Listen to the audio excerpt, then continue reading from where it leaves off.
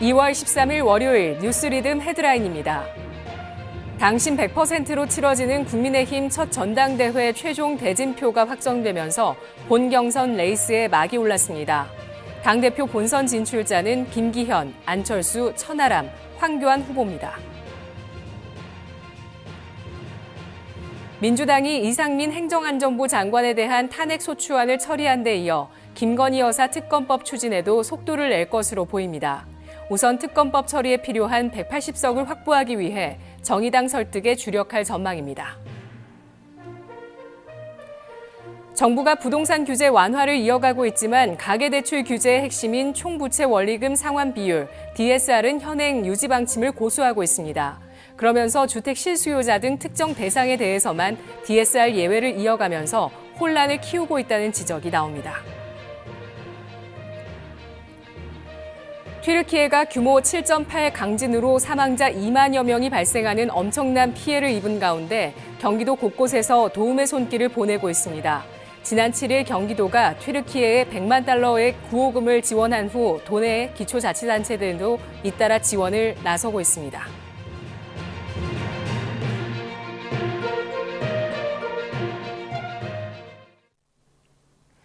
시청자 여러분 안녕하십니까? 뉴스리듬의 권미란입니다. 이달 들어 10일까지 수출이 1년 전보다 늘었지만 반도체와 대중 수출의 감소세가 이어졌습니다.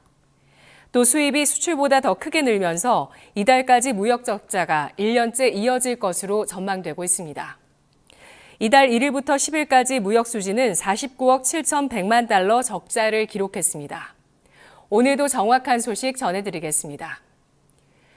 오늘의 뉴스리듬 첫 번째 소식입니다. 국민의힘 전당대회 최종 대진표가 확정됐습니다. 이번 전당대회에서 윤심이 변수로 꼽히는 가운데 김기현 의원의 지지율이 과반 이상을 차지할지 아직 미지수입니다. 이에 따라 향후 3, 4위 후보들의 지지율이 더 중요한 변수로 자리 잡을 것으로 전망되고 있습니다. 보도에 강석영 기자입니다. 국민의힘 3.8 전당대회 최종 대진표가 10일 확정되면서 본경선 레이스에 막이 올랐습니다. 당대표 본선 진출자는 김기현, 안철수, 천하람, 황교안 후보입니다. 본선에 영향을 미치지 않기 위해 득표율은 공개하지 않았습니다. 양강구도에 있는 김 의원과 안 의원 모두 자신의 승리를 확신했습니다. 특히 김 의원은 본선에서 안 의원을 향한 공세 수위를 낮추고 후보 개인의 색깔을 드러내며 대세론 굳히기에 들어가겠다는 전략입니다. 더 열심히 우리 당원 동지 여러분들과 함께 호흡하면서 윤석열 정부의 성공과 총선 승리를 향해 매진해 나가도록 하겠습니다. 본선에서 압도적 1위로 끝내겠다는 각오입니다. 하지만 회의적인 시선이 많습니다. 윤석열 대통령이 김 의원을 노골적으로 지원하는 모양새지만 김 의원의 지지율은 아직 안 의원을 압도할 수준까지 오르지 않았습니다. 이에 결선 투표행만으로도 김 의원에게 타격이 될 수 있다는 분석도 나옵니다. 본선에서 윤심이 또 어떻게 드러날지 주목됩니다. 안 의원은 오늘 13일부터 시작될 지역연설에서 과학기술과 경제 관련 메시지를 내놓으며 정책에 집중할 방침입니다. 내년 총선에서 누가 한 사람이라도 더 당선시킬 수 있을 것인가? 우리가 과반이 넘는 의석을 차지하는 그런 정당이 되어야 윤 정부도 정말 성공할 수 있다.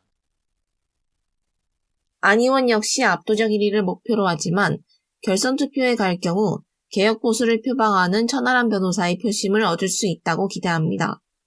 이준석 전 대표의 지원을 받아 일주일 만에 폭풍 성장한 천 변호사는 앞선 후보들에 대한 매서운 공세를 예고했습니다. 제가 뒤늦게 출발했음에도 불구하고 정말 굉장히 많은 분들이 저에게 지지를 보내주셨습니다. 지금 저희가 용산과 여의도에 갇혀가지고 윤심 타령을 하고 있을 때가 아니고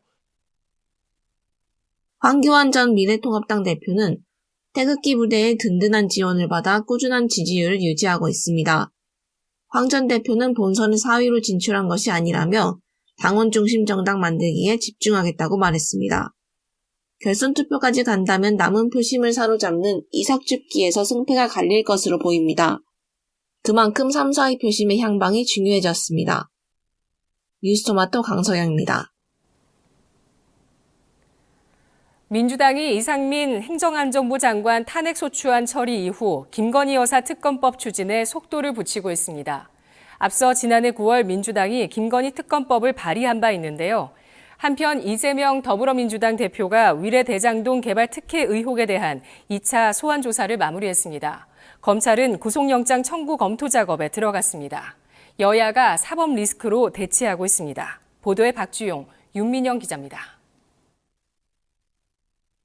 민주당이 이상민 행정안전부 장관에 대한 탄핵소추안을 처리한 데 이어 김건희 특검법 추진에도 본격적으로 속도를 낼 것으로 보입니다.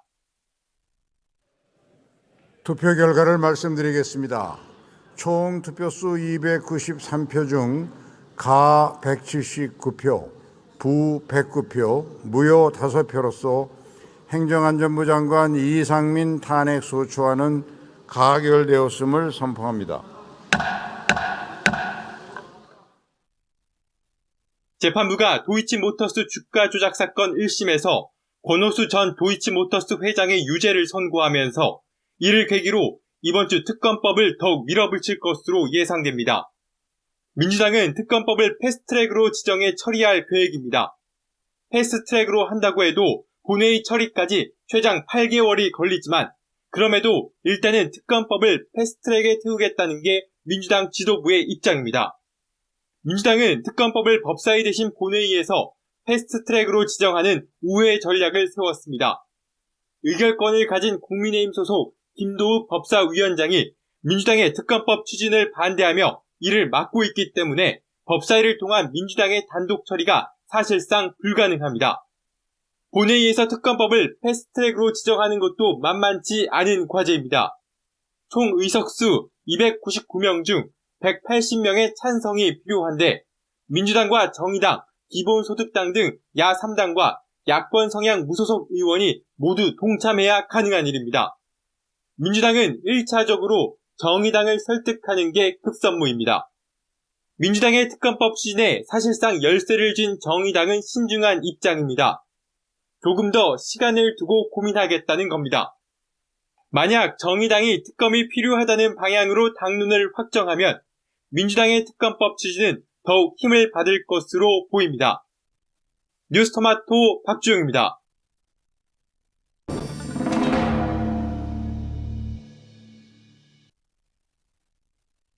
이재명 더불어민주당 대표가 10일 위례 대장동 의혹 관련 2차 조사를 받기 위해 검찰에 출석했습니다. 이날 오전 11시 23분 서울중앙지검 포토라인에 선 이 대표는 이번 조사도 지난 1차와 마찬가지로 서면 진술서로 응하겠다고 밝혔습니다. 이 대표는 A4 용지 4장 분량의 입장문을 통해 많이 억울하고 힘들고 괴롭다. 지금처럼 포토라인 플래시가 장렬하는 이 공개 소환, 폐솔레 같은 수치라고 심경을 밝혔습니다. 그러면서 권력의 하수인이던 검찰이 이제 권력 그 자체가 됐다며 있는 죄도 덮는 유권무죄, 무건유죄의 검사 독재 정권에 맞서겠다고 강조했습니다.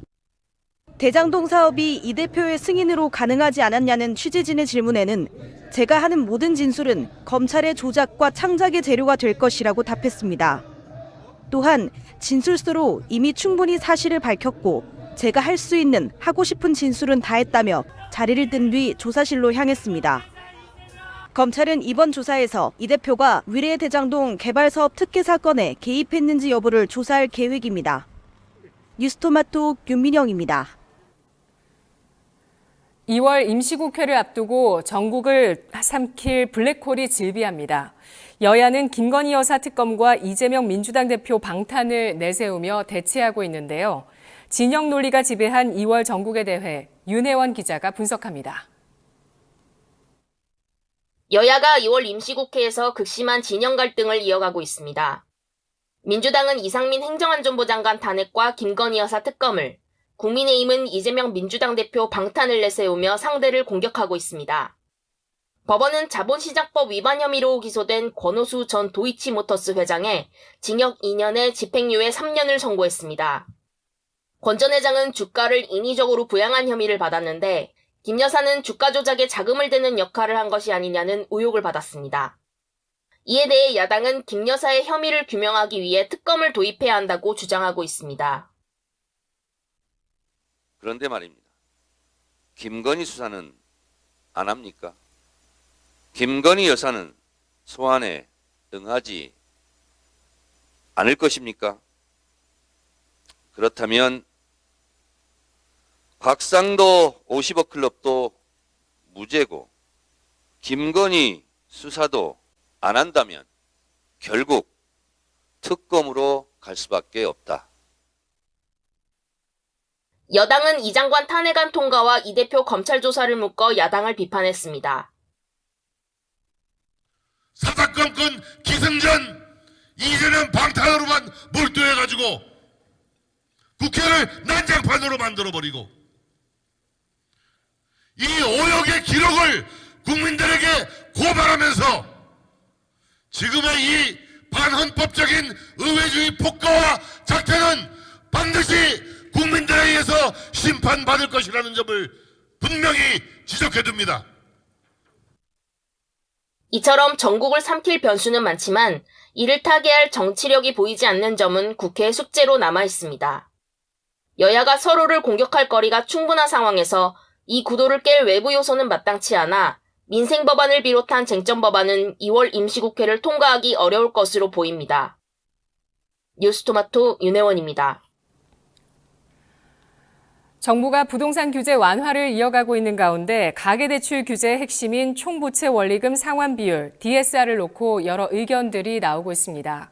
정부가 DSR 현행 유지 방침을 고수하면서도 주택 실수요자 등에 대해 DSR 예외를 이어가고 있어 시장 혼란을 가중시킬 수 있다는 지적이 나오고 있는 건데요. 이런 가운데 부동산 시장에서는 경매가 유찰된 매물에 대한 관심이 커지고 있습니다. 몇 차례 유찰돼서 가격이 내려간 경매 물건에 입찰자가 몰리고 있습니다. 이보라 김현진 기자가 부동산 정책과 시장에 대해 짚어드립니다. 정부가 부동산 대출 규제 완화를 이어가고 있지만 총부채 원리 상환 비율, DSR 규제에 대해선 오락가락 행보를 보이고 있습니다. 다음 달 2일부터 주택담보대출을 대환할 때 기존 대출 시점에 DSR 규제가 적용됩니다. 금리 상승기 주담대 차주의 이자 상환 부담을 줄이기 위한 조치입니다. DSR 규제는 금융권에서 받은 총 대출에 대한 연간 상환액이 총 소득에서 차지하는 비율을 말합니다. 금융위가 올해 업무보고에서 밝힌 대출 규제 완화책 가운데 제시된 대환 시 기존 대출 시점 DSR 적용 방안은 일종의 DSR 규제 조치 예외 사례가 됐습니다. 이뿐 아닙니다. 출시 일주일 만에 10조 원을 넘은 특례 보금자리론 역시 DSR 규제가 적용되지 않으면서 흥행을 이끌었다는 평가가 나옵니다. 이렇게 예외 사례는 늘고 있는데 정부는 거꾸로 DSR 규제 기조를 이어가겠다는 방침을 지속적으로 강조하고 있습니다. 전세 가격 급격한 하락이나 월세화에 따라서 이제 전세 보증금을 내주지 못하는 일부 임대인들, 결국에 이제 그 문제가 세입자가 보증금 반환을 못 받으면 세입자의 피해로도 이어질 수 있기 때문에 그런 해당하는 이제 임대인에게 일부 규제를 좀 완화해서 대환대출용 대출 규제를 좀 완화한다든지. 전문가들은 가계대출 문제를 해결하기 위한 규제의 필요성을 인정하면서도 일관성 없는 정부의 조치가 이어진다면 시장 질서가 유지되기 어려울 것이라고 우려하고 있습니다. 뉴스토마토 이보라입니다.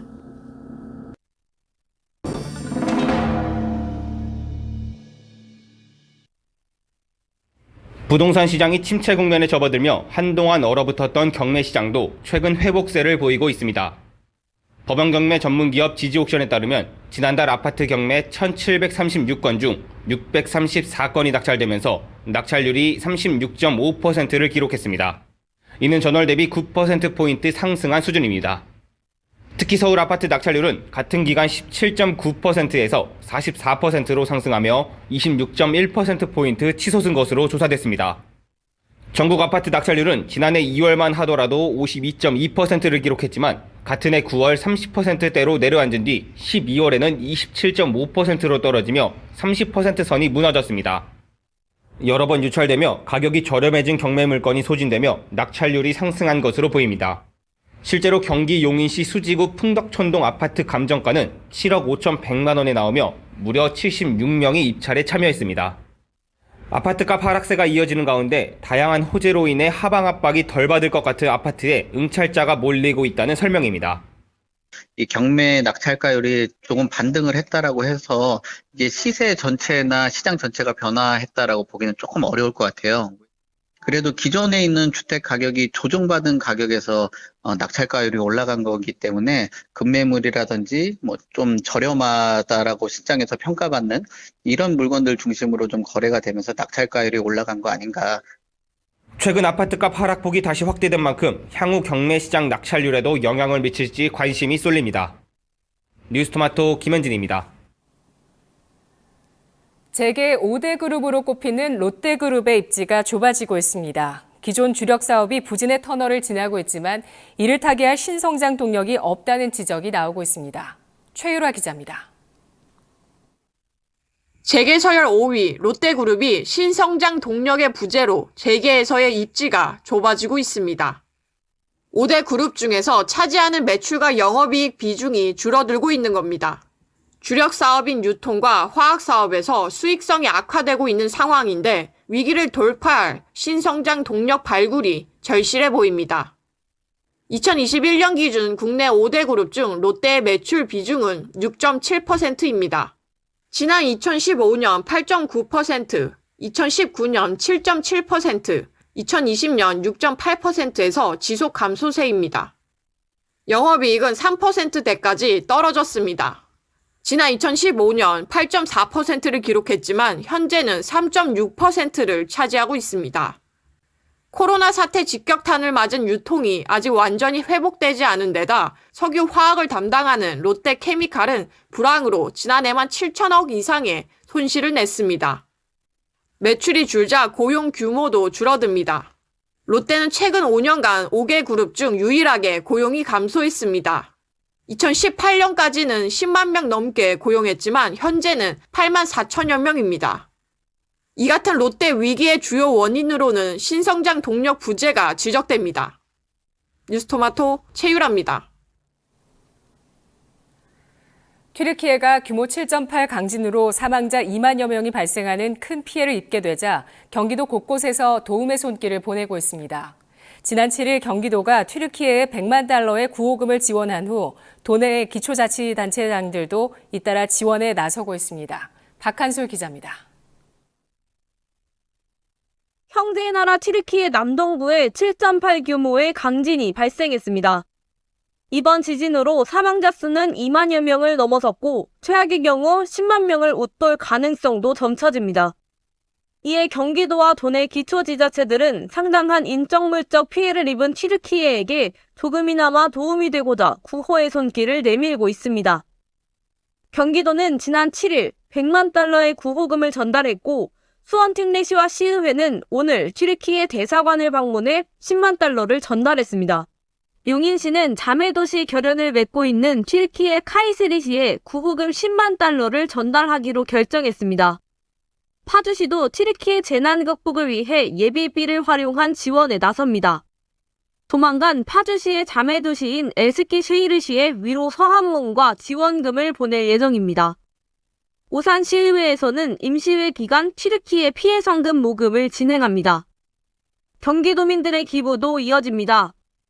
남양주시 진저읍 주민들은 튀르키예 이재민을 위해 의류, 이불 등 구호품 모으기에 나섰습니다. 튀르키예를 돕기 위해 뜻을 모은 경기도의 손길이 큰 힘이 되길 바랍니다. 뉴스토마토 박한솔입니다. 강릉시 지역 민수 레미콘 시장에서 물량 나눠먹기를 한 동양, 쌍용, 우성 등 17개 레미콘 업체들이 처벌을 받습니다. 공정거래위원회는 강릉 지역 레미콘을 담합한 17곳의 레미콘 업체에 대해 시정명령과 과징금 12억 8,200만 원을 부과했습니다. 김유진 기자입니다. 6년간 담합한 강릉 지역 레미콘 업체들이 무더기로 공정당국에 적발됐습니다. 해당 업체들은 가격 경쟁을 회피하기 위해 민수 레미콘 물량을 동일하게 배분한 것으로 드러났습니다. 담합으로 제재를 받은 곳은 동양, 쌍용, 우성, 삼양, 강원실업, 금강, 기성개발동덕, 솔향 등 레미콘 업체 17곳입니다. 조사 내용을 보면 2012년 4월 강원실업 등 9개 업체는 강릉 지역 민수 레미콘 물량에 대해 업체별 물량 배분 비율을 균등하게 배분하는 합의에 나섰습니다. 이후 부강 레미콘 등 8개 업체도 담합에 뛰어들었습니다. 이들 업체는 담합을 위해 초석회라는 모임을 열고 매일 레미콘 물량을 관리했습니다. 업체별로 사전 설정 물량 배분 비율에 따라 매월 초과 또는 미달 물량 등 정산 물량을 계산해 정산서를 작성하고 금액을 챙기는 시기였습니다. 예컨대 사전 설정된 물량을 초과해 판매한 업체는 그 초과 판매분에 해당하는 물량에 대해 1제곱미터당 2만 원의 정산 단가를 적용하고 이렇게 산정한 금액을 이보다 적게 판매한 업체에게 지급하는 방식으로 정산했습니다. 또 담합 신규 가담 업체는 최초 참여 업체보다 85%를 적용하고 1년이 경과할 때마다 5%포인트씩 증가시켰습니다. 이번 조치는 강릉시 지역 민수 레미콘 판매 시장에서 시장 점유율 94.8에서 100%를 차지하는 레미콘 업체들이 약 6년 이상 장기간에 걸쳐 물량을 담합한 행위를 적발 시정하였다는 데 의미가 있습니다. 공정거래위원회는 앞으로도 건설 원부자재 등 전후방 산업에 걸쳐 연관 효과가 큰 중간재 품목에 대한 담합 감시를 강화할 계획입니다. 공정거래위원회는 담합한 강릉 지역의 레미콘 업체 17곳에 대해 시정명령 및 과징금 12억 8,200만 원을 결정했습니다. 뉴스토마토 김유진입니다. 코로나 엔데믹으로 하늘길이 본격적으로 열렸습니다. 카드사들은 여행객을 위한 특화 카드와 서비스를 내놓고 있습니다. 유근용 기자가 해외여행 전 챙겨봐야 할 여행 카드 정보를 모아봤습니다. 코로나19 팬데믹 영향으로 막혀있던 하늘길이 올해부터 본격적으로 풀렸습니다. 해외 여행객들이 많아지는 만큼 최근 카드사들도 여행 특화 상품, 이벤트를 내놓고 있습니다. 해외여행에 특화된 카드 상품이 쏟아지고 있는 요즘, 눈여겨봐야 할 것은 수수료 면제와 캐시백, 마일리지 적립입니다. 하나카드는 해외여행 특화 서비스 플랫폼인 트래블로그를 내세워 100% 환율 우대를 받는 환전 통화를 미국 달러, 엔화, 유로화, 중국 원화, 싱가포르 달러, 캐나다 달러, 호주 달러 등 8종으로 확대했습니다. 이 카드는 미리 앱으로 환전해놓고 환전된 금액으로 결제하기 때문에 실물 지폐로 환전할 시 환전 수수료 없이 결제할 수 있습니다. 또 해외 이용 수수료와 국제 브랜드 수수료, 해외 ATM 인출 수수료도 면제해줍니다. 토스뱅크 체크카드는 모든 해외 결제가 조건 없이 3% 캐시백됩니다. 연회비나 전월 실적 조건, 건당 결제해야 되는 금액, 횟수도 제한이 없어서 해외에서 사용할 때 편하게 혜택을 받을 수 있습니다. BC바로 에어플러스 카드는 1,000원당 1마일리지 적립 혜택을 제공하는데 스카이패스 무제한 적립이고 연회비가 가장 저렴합니다. 신용카드 플랫폼인 카드고릴라에 따르면 설문조사 결과 마일리지 카드로 대한항공, 스카이패스 마일리지를 모은다고 응답한 비율이 63%로 가장 높았던 바 있습니다. 카드회사 입장에서는 해외여행에 최근에 늘어나는 추세에 비춰서 신용카드 사용을 이용한 여러 가지 해외여행 특화된 카드 이런 것들도 많이 출시를 하고 있거든요. 결제의 어떤 유연성도 보여주는 카드들이 많이 나와서 아무래도 소비자 입장에서는 해외여행에 맞춤형 카드를 많이 이용할 가능성이 있는 것 같습니다. 해외 여행객이 늘어나는 만큼 앞으로도 카드사에서는 해외 결제 카드 상품 및 이벤트가 늘어날 것으로 보입니다. 뉴스토마토 유근윤입니다. 그룹 빅뱅의 전 멤버 승리가 지난 9일 만기 출소했습니다. 승리는 재판 과정에서 총 9개 혐의가 적용돼 모든 혐의에 대해 유죄 판결이 내려졌었는데요. 한편 한국판 그래미 어워즈로 불리는 한국대중음악상이 올해 20주년을 맞이했습니다. 한국대중음악상은 총 4개 종합부문, 20개 장르 분야, 공로상 등으로 나눠 음악적 성취를 기준으로 시상합니다. 연예계 소식을 신상민 권익도 기자가 보도합니다. 그룹 빅뱅의 전 멤버 승리가 9일 오전 만기 출소를 했습니다. 승리는 상습 도박, 성매매 처벌법 위반, 특정경제범죄가중처벌법상 횡령 등의 혐의로 기소됐습니다. 2015년 12월부터 이듬해 1월까지 클럽과 금융투자업 투자 유치를 위해 투자자를 상대로 여러 차례 성매매를 알선하고 자신도 성매수를 한 혐의를 받았습니다. 또한 강남 주점 브랜드 사용료 등의 명목으로 클럽 버닝썬 자금을 횡령하고 변호사비 명목으로 회사 돈을 빼돌린 혐의를 받았습니다. 승리는 재판 과정에서 총 9개의 혐의가 적용돼 1심부터 3심까지 모든 혐의에 유죄 판단이 내려졌습니다.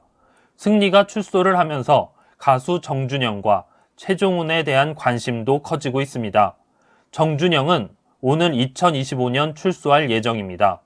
최종훈은 지난 2021년 11월 만기 출소했습니다. 뉴스토마토 신상민입니다.